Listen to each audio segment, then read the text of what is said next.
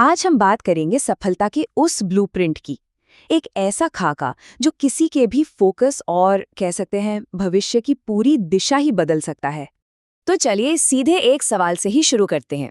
जरा सोचिए, ऐसी कौन सी एक चीज है जो एक इंसान को मतलब आगे बढ़ने से ही रोक देती है।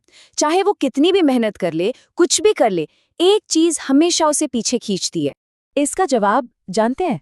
सिर्फ एक शब्द में है, आदत। हाँ, बिल्कुल सही सुना, सिर्फ एक आदत।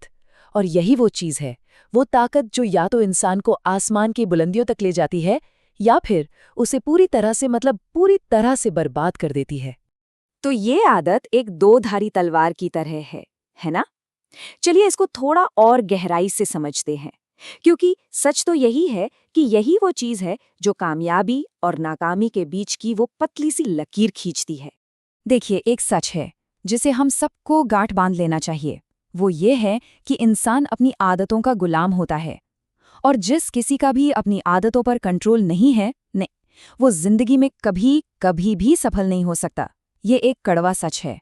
तो सवाल ये उठता है कि इन बुरी आदतों का सबसे बड़ा कह सकते हैं लक्षण क्या है? सिंपल है, गलत समय पर गलत काम करना, ध्यान का भटकना। चलिए देखते हैं कि ये चीज किसी की जिंदगी पर आखिर असर डालती कैसे है। ये जो आप देख रहे हैं ना, ये जिंदगी की एक बहुत ही आम लेकिन कड़वी सच्चाई है।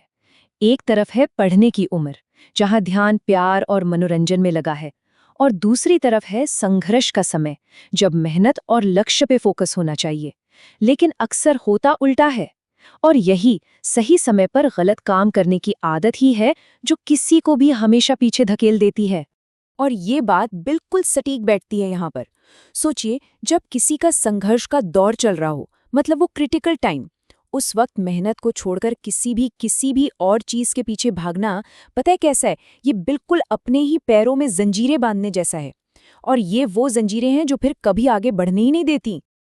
अच्छा, इसको ना एक कहानी से समझते हैं। ये कहानी है दो दोस्तों की। दोनों ने अपने लिए अलग अलग रास्ते चुने, और जाहिर है उनकी मंजिलें भी बिल्कुल अलग हो गईं। तो उनमें से एक दोस्त था जो हमेशा कहता था, अरे यार, मुझसे पढ़ाई वढ़ाई नहीं होती, मुझे तो बड़ा बिजनेसमैन बनना है। और वहीं जो दूसरा दोस्त था, वो चुपचाप बिना किसी को कुछ बताए बस अपनी पढ़ाई पर ध्यान देता रहा, लगा रहा। फिर क्या हुआ? कई साल बीत गए। वो दोस्त जिसने चुपचाप मेहनत से अपनी पढ़ाई पूरी की थी, वो कामयाब हो गया। एक बहुत अच्छी नौकरी मिल गई उसे, और उसने एक नई चमचमाती गाड़ी भी ले ली। और वो दूसरा दोस्त, अरे हाँ, वही जो बिजनेसमैन बनने का सपना देखता था, वो बेचारा फोकस और डिसिप्लिन की कमी के कारण आखिर में एक ऑटो रिक्शा चला रहा था। और कहानी का सबसे दुखद हिस्सा, जिस दिन उसने अपने उस कामयाब दोस्त को अपनी नई गाड़ी से गुजरते हुए देखा ना, उस दिन उसकी अपनी जेब में सिर्फ 150 रुपए थे। जी हाँ, 150 रुपीज। बस यही थी उसकी असलियत। तो इस कहानी से हमें क्या सीखने को मिलता है? सबक बिल्कुल साफ है, सिर्फ सपने देखने से कुछ नहीं होता। कामयाबी के लिए एक अलग ही लेवल का पागलपन चाहिए। ये बात बहुत जरूरी है। जिस इंसान के अंदर कामयाबी के लिए वो पागलपन, वो जिद नहीं होती ना, वो जिंदगी में कभी कामयाब हो ही नहीं सकता। और जिसके अंदर अपने सपनों को पूरा करने का वो जुनून, वो आग नहीं जल रही हो, वो अपनी मंजिल तक कभी नहीं पहुंच सकता, नेवर। तो अब कोई सोच सकता है कि ये पागलपन है क्या? देखिए, इसका मतलब कोई दीवानगी नहीं है। इसका मतलब है एक बिल्कुल साफ विजन, जबरदस्त जुनून, एक ऐसी जिद जो थकने न दे, और लेजर जैसा फोकस। जब ये सब चीजें मिलती हैं ना, तो बनता है कामयाबी का वो मिश्रण। ठीक है, बात तो समझ आ गई, लेकिन अब सवाल ये है कि इस जुनून और फोकस को अपनी जिंदगी में लाया कैसे जाए? तो चलिए अब बात करते हैं आज के एक्शन प्लान की, कुछ ऐसे स्टेप्स जिन्हें आज से अभी से शुरू किया जा सकता है। तो यहाँ पर 4 कदम हैं जो इस पागलपन को हकीकत में बदल सकते हैं। सबसे पहला, इसे लिख डालिए।